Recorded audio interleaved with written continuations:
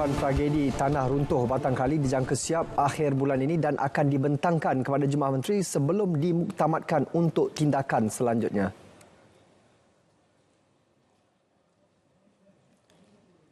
Kenyataan Menteri Kerja Raya Datuk Seri Alexander Nantalinggi memaklumkan Jabatan Kerja Raya JKR dengan kerjasama agensi-agensi kerajaan yang berkaitan dalam peringkat penyediaan draft laporan akhir. Antara elemen yang diambil kira dalam penyiapan laporan berkenaan adalah kerja-kerja ujian penyiasatan tanah di lapangan dan makmal serta penganalisis data. Data dari ujian itu adalah penting untuk dianalisis bagi menentukan mekanisme kegagalan oleh pelbagai pakar termasuk dari aspek kejuruteraan, geoteknik dan geologi. Tragedi 16 Disember 2022 itu membabitkan 92 mangsa dengan 61 daripadanya terselamat manakala 31 lagi terkorban selepas berlaku runtuhan tanah hingga menimbus kawasan perkemahan Fathers Organic Farm di Batang Kali.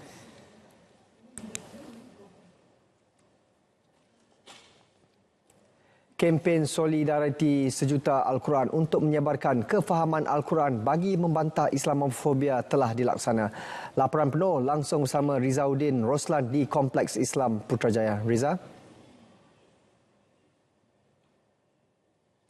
Pelbagai bahasa siap dicetak dan mula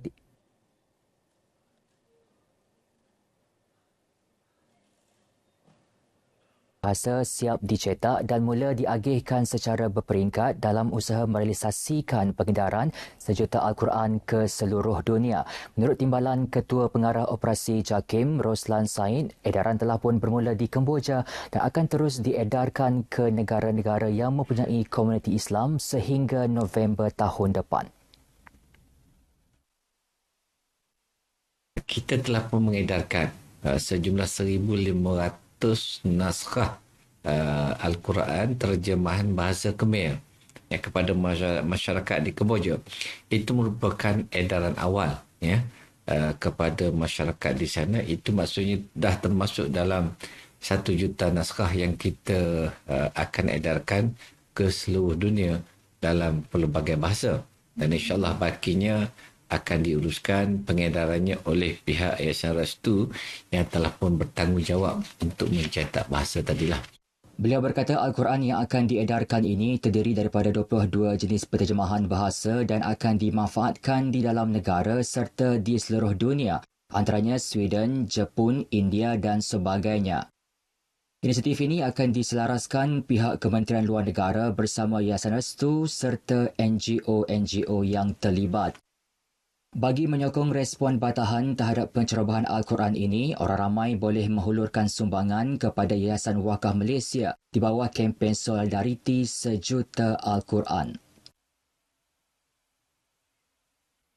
Hukuman terhadap kesalahan syariah tidak hanya terikat kepada denda dan penjara, malah diperluas kepada bentuk hukuman alternatif iaitu perintah kehadiran wajib seperti pelaksanaan kerja sosial bersama masyarakat dan pelbagai agensi. Ketua Pengarah Jabatan Kehakiman Syariah Malaysia JKSM Datuk Muhammad Amran Mat Zain berkata dalam usaha mematabatkan mahkamah syariah, inisiatif ini diperkasa bagi memberi peluang rekod baik kepada pesalah syariah selepas menjalani hukuman tersebut. Bentuk perintah kehadiran wajib ni memberikan satu ruang yang baru, dimensi baru di mana kalau kita lihat dalam konteks masa, dia lebih memberikan manfaat kesedaran itu sendiri berbanding dengan bentuk hukuman pemenjaraan. Perintah kehadiran wajib yang berbentuk khidmat masyarakat sebagai contoh, turun ke lapangan, membantu pihak agensi-agensi lain. Pertamanya, tidak ada rekod sabitan atau rekod pemenjaraan itu sendiri akan memberikan ruang pada pihak yang bersalah meneruskan kelangsungan kehidupan. Hukuman alternatif ini dapat membantu pihak agensi memenuhi tenaga kerja serta dapat memberi kesedaran kepada pesalah sepanjang menjalani perintah kehadiran wajib itu. Setelah menjalani proses penelitian terhadap hukuman ini, pelaksanaannya akan diusahakan bersama pelbagai pihak, antaranya Jabatan Penjara melalui Akta Perintah Kehadiran Wajib Pesalah-Pesalah 1954 Akta 461.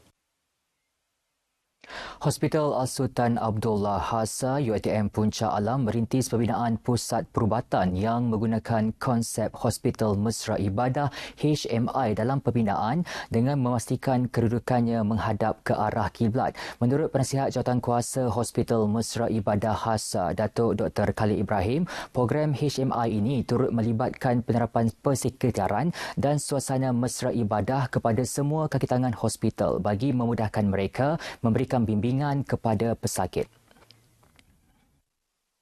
Kemudahan yang ada dalam ward itu untuk memudahkan pesakit dari sudut darurat. Yang pertama adalah tanda arah kiblat, yang mana pesakit boleh menunaikan ibadah di atas katil ataupun di atas kerusi, di tepi katil dan sebagainya.